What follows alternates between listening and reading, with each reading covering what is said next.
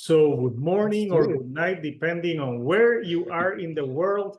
And welcome to another interview of the Shield Dude on a Couch. I'm your host, Hector. And tonight I'm joined by two members from the band Desolat. And I'm joined by Alfred and Mental. And Alfred is the singer and guitar player, and Mental is the drummer. So first of all, how are you guys today? I'm fine. Thanks, Hector, for asking. Yeah, all good, all good. I just came from the kindergarten party of my little daughter. Oh, and now I see Mental in 4 months the first time. It's very strange, but all good. nice. So yeah, so I listened to the album. So this is the band's second LP, and for the people that don't know the band, you formed in 2018. Tell us a little bit about the background of Desolat. Start you. Yeah, I think I start with Cyruss. No, that was the thing. Yeah, I think that's good. Yeah, Klaus and me, the bass player, we had the kind of stoner sludge band called Cyruss, but this was like in the mid 2000s, and we split up like 2008 or 9 or something, and in 2017 we came together for a single concert because we wanted to play with Bonkzilla. I don't know if you're aware, it's a stoner sludge band from the US. We really like them. And Bonkzilla, right? Yeah. No, I haven't heard them. No. Very good band. Recommendation for them. So we wanted to play with them. We came together and we did it. Especially I really enjoyed it, especially the screaming. Haven't done that for a long time, so I was pushing for having such kind of a band again, and Klaus also was at least fine with that, and so we were looking for a drummer, and we found Mental, and we played a few shows as Cyruss, the old band, but then decided we would give it a new touch and wrote new songs and found a new name for the band. And rebranded the name. So for people who haven't listened to Desolat, it's like a metallic hardcore punk type of sound. Yeah, I think you can call it like this, but we always have problems to describe our kind of sounds. I always say take punk on the one side, and on the other side you take sludge, and we do everything in between. So, and the 2 albums and the 2 EPs are, I would say, everyone is different. And that's actually the cool thing about the band, that we never agreed on one genre. So we said maybe not much more doomy style. That's maybe also because we said what Cyruss did is not so much what we want to do now. At least I think it was like this. So we said maybe we change the name and see where it goes. Yeah, and part of the concept for sure is this is not a very serious band. It's a fun band, and we decided anything goes. Anything goes, whatever style we want to play. Just every one of us 3 has to be comfortable with every song. That's the only thing. And of course, all of us have quite a strong punk and hardcore background. So I'm sure you can hear that, and you will always hear that in our music. Especially the bass. The bass on the record sounds like very hardcore punk type of bass. Yeah, for sure it's a strong influence, but I think that the main things we did the last time was more like this sludge and noise rock, also some metal things. So that's yeah. So the album for people is called Get Sick and Let Me Watch You Die. And so I like there's some of the album titles which I find are kind of like funny. Like, for example, you have a song called Pregnant Meth Addict with Cancer, which I'm like, are they being, it's like, wow, that's strong. Tell me a little bit about that song. I think Alfred has to tell you. It's just there's not very much to say about it. It's a sense of humor. You can share it or not, no? Yeah. So the idea was just make something up that sounds maximum terrible. Yes. That's it. That's a kind of humor, no? Yeah. That's kind of like the dark humor. So I want to show the artwork of the album. So here we have the artwork. So tell me a little bit about, you know, the artwork, the picture, and what inspired this album artwork and the title. I can only talk about, I mean, the main idea was from Alfred, but I can talk about the girl. She is a friend of us. She plays in an amazing band called Rolltreppe. Okay. It's an Austrian band. What to describe? It's more post-punk, I would say. Really dark. Yeah, and we somehow thought about her that maybe we played a show together, but not with her band, with her Rolltreppe band, with another band of hers, which sadly does not exist anymore. And so we got to know her, and then we were thinking of who wants to be on a cover, wants to see his face like on a big LP. And then we thought about her, and she instantly said, yes, I do it. But about her whole process now, I think Alfred can explain it better. And also, I think she was not totally comfortable with being that exposed. And it was funny when we did the photo shooting, she said she told no one, so that no one could try to talk her out of that. So, okay. So she was not so sure about it. Anyway, the background of the idea is it's more or less a tribute to an album by a band called Brutal Juice. It's a noise rock band from Texas, and in the mid-90s, I think it was 95, they released an album. It was a live album on Alternative Tentacles Records called I Love the Way They Scream When They Die. And the artwork was very minimalist, just black and white photographs of the band members during a live show. And so I thought I want to make up some title which sounds similar, terrible.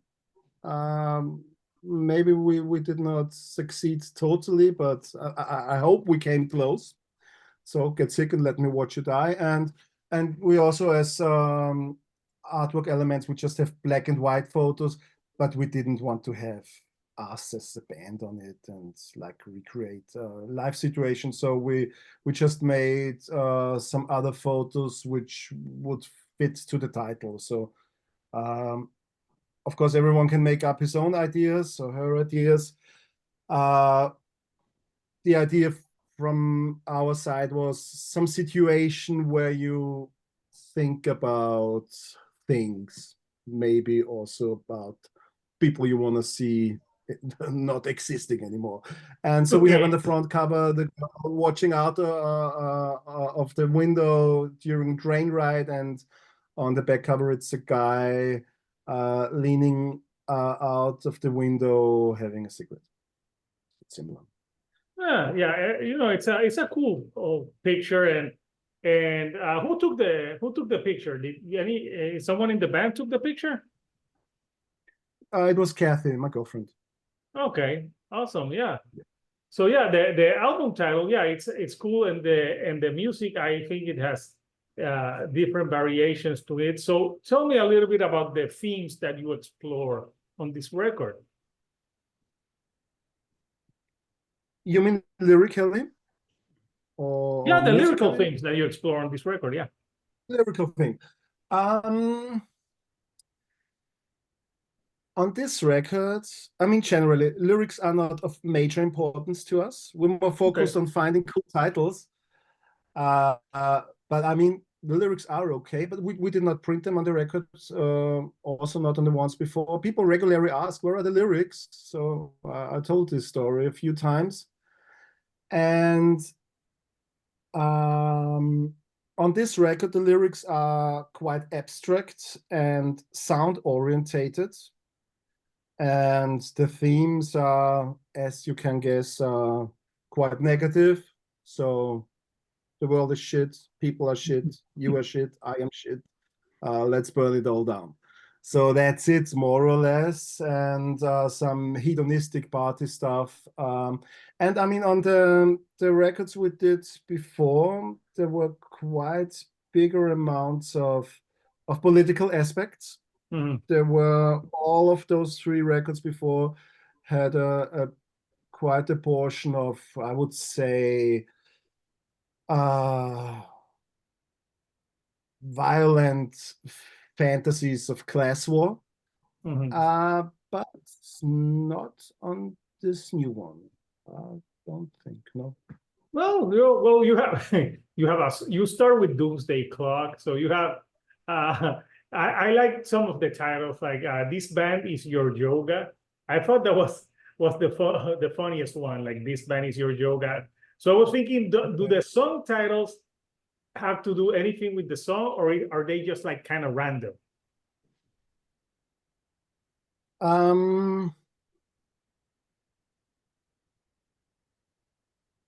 Partly. So the title comes first, and the title has to fit the music.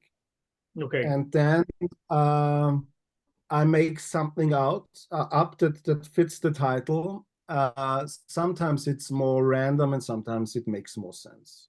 As you said, this thing with yoga, I think Mental has to make a confession now. Yeah, this is true. I started doing yoga in the last 3 months. So I told Alfred and he said, hey, what's happening now? You're away for 3 months to Central America, now you're starting yoga. But the thing is, I am the only one doing sports on stage. I'm the drummer. They just singing and playing a guitar and a bass player, and I have to do like honest work. So no, I just thought I feel like it could be good for my body to, because I want to still go on playing drums, and yeah, this is it. But the thing is, I can't contribute so much about the lyrics, because actually it's really all Alfred. He writes the lyrics, he comes up with the titles, then we talk about it, we discuss it, we look over it. This is what we do together. But actually, so like 99% of this comes from Alfred. I'm more into the music, like making the music. This is all what we do together. So there's not one single person that writes a song.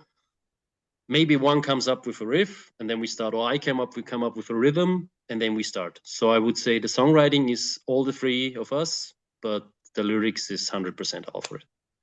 Okay. So I have a song title that maybe you this can use yoga for thing, a further album.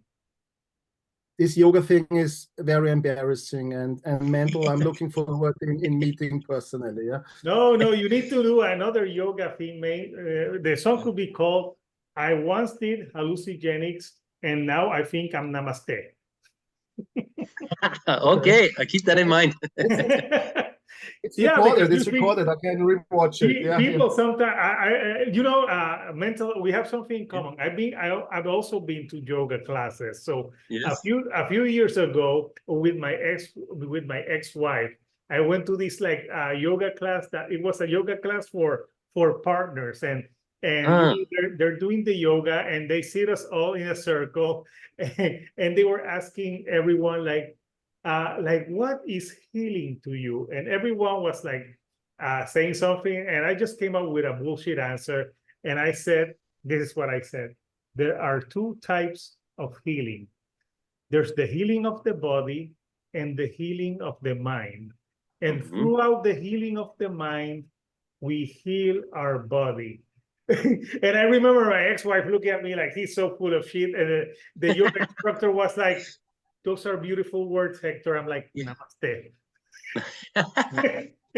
Yeah, I mean, for me, it's basically that I get up in the morning and do 15 minutes of stretching or something by myself. This is what my yoga is. So my girlfriend is doing this since years, and I thought, yeah, it's actually good for my body, but I'm not so into this esoteric hippie shit. I don't like that at all. So it's more that, yeah, in like, I don't know, 20 years, I have to carry Alfred on stage, but I can still walk myself on stage. Yeah, and then you say to Alfred, see, you should have done some fucking yoga with me. There you go. Yeah. I could have, but I won't. I recommend our band instead of yoga. Oh. I know. Yeah, that's like the most on-metal thing or punk, the less punk thing, like let's do yoga. So in the record, was there a song that was like hard? Like which of the songs do you think was the hardest to create? Maybe lyrically or musically to you guys?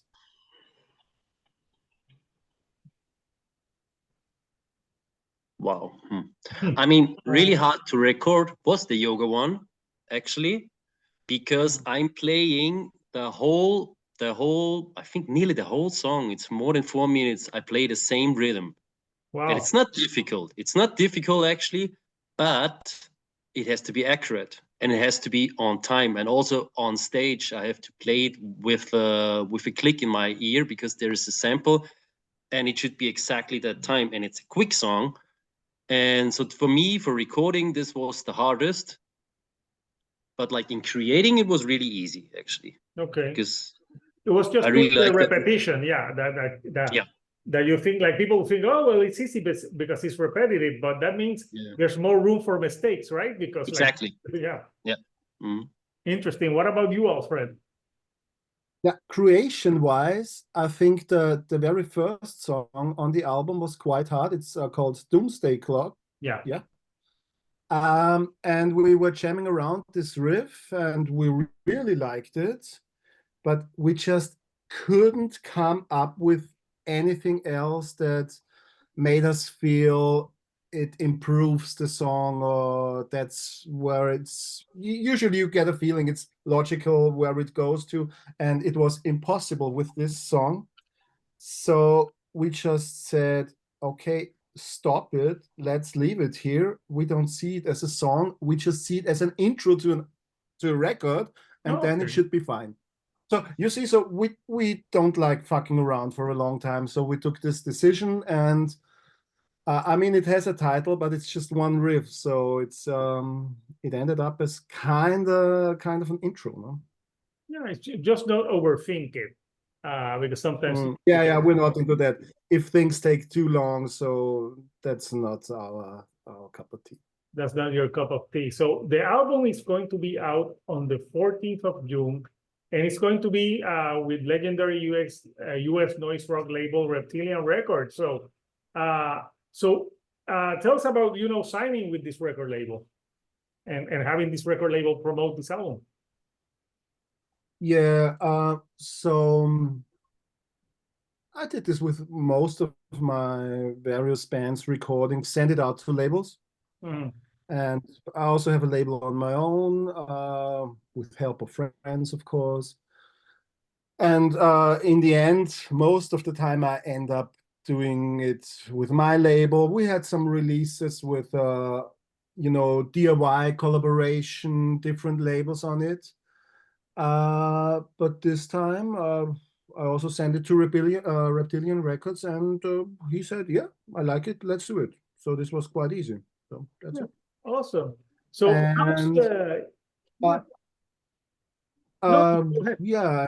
got him a distribution in Europe. It's the Sounds of Subterranea, so that the thing is also well available in Europe, which is important to us, of course. Huh? And he tries to sell it in the US and does some promotion there. And here in Europe, I do it. And yeah.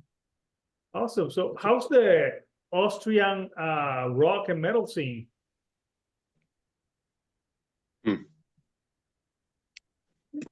I would say, I'm also playing in bands since, I don't know, 25 years, and have a lot of.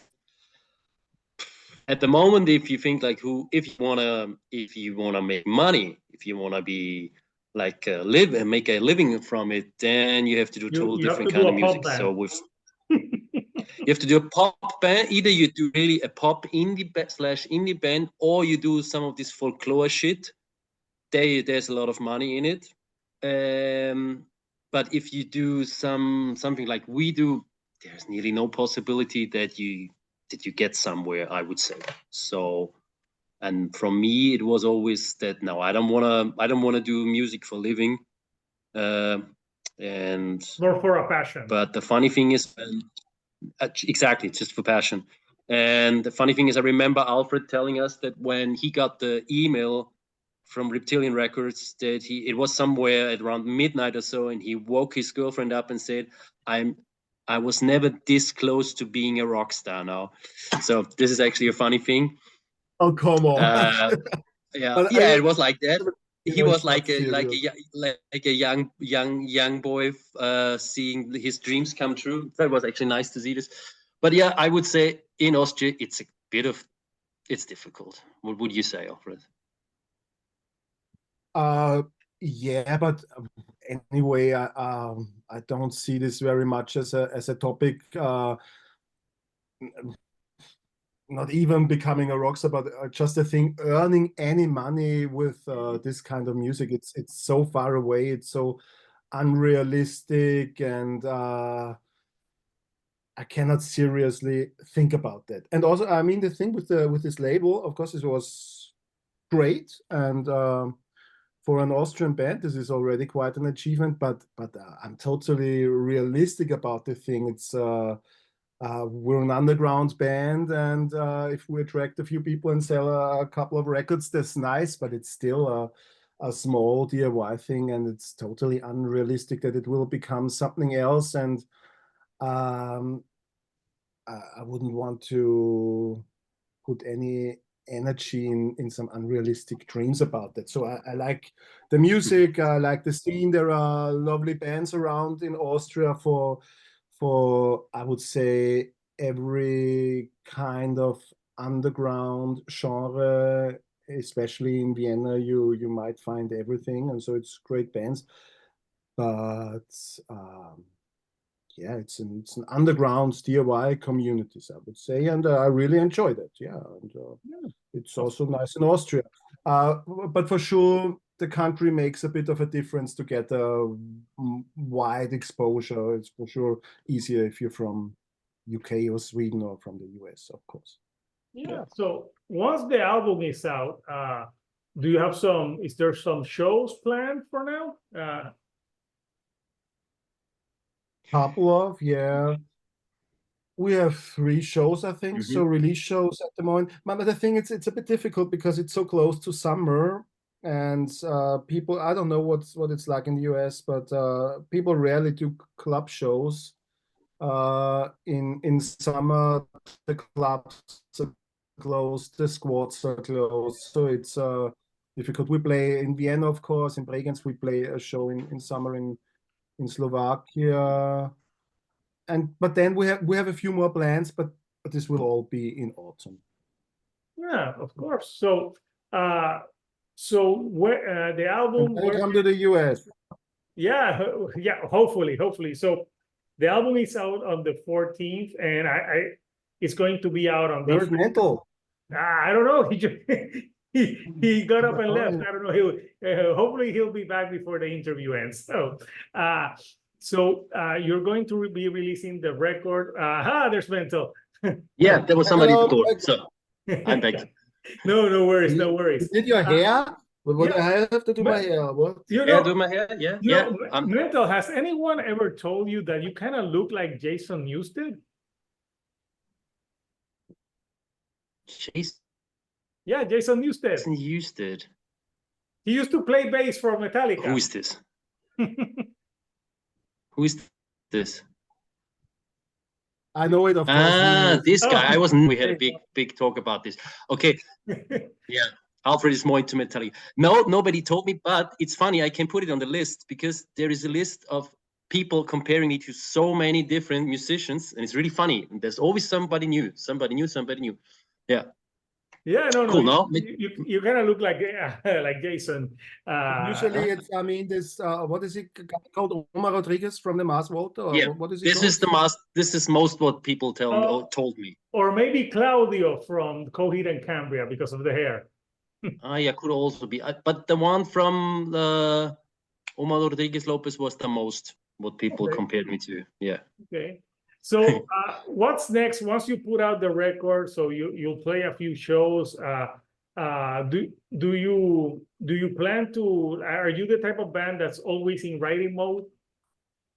Actually, we have, I think, 8 more songs already, like half finished. So I think our plan is to play some shows and then get together, rehearsal a bit, and make the next album. So this is actually what we always did. When we met up, we said, okay, all of us have 2, 3, or 4 other bands. Alfred has kids. Alfred's living on the countryside. Klaus and me living in Vienna.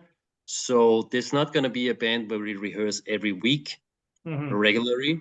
So that's why we meet 3 or 4 times at the countryside at Alfred's place. Then we have like a long weekend of barbecue, beer, and rehearsing. There we write songs. There we write songs. Next time we finish the songs, and then we go into the studio, record them, make an album. And this is how it goes. So actually, the last album when we released it, straight after it, we actually went to have one of these meetings to finish the next album. Although the one was just out. Wow. So yeah. Yeah, that's fast. So the thing is, I think if we would do we actually really, I would say, if we would do like one weekend conclave, in 2 weeks we could go to the studio in 3 weeks and record the next album, I guess. But we won't do it that quick, but it would be possible. Awesome.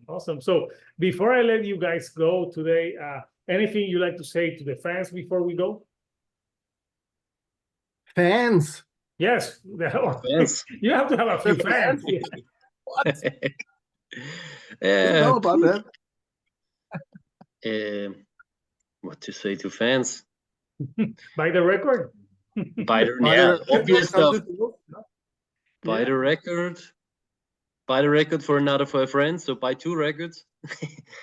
And be good people. Be good people. Yeah, be good people. Yeah. Maybe. Yeah. Do yoga, be movable. Yeah, I'll post the link for people. Oh no, don't do yoga. Listen to Desolat. No.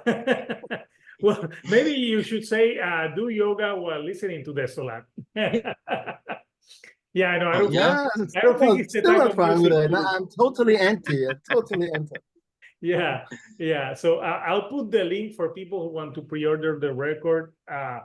So guys, it's been great chatting with you about Desolat, about the album, about yoga, apparently, and everything else. So until next time, people, this is Hector, the Shield Dude on a couch, and I'll see you all right here on the couch. Thank you and goodbye.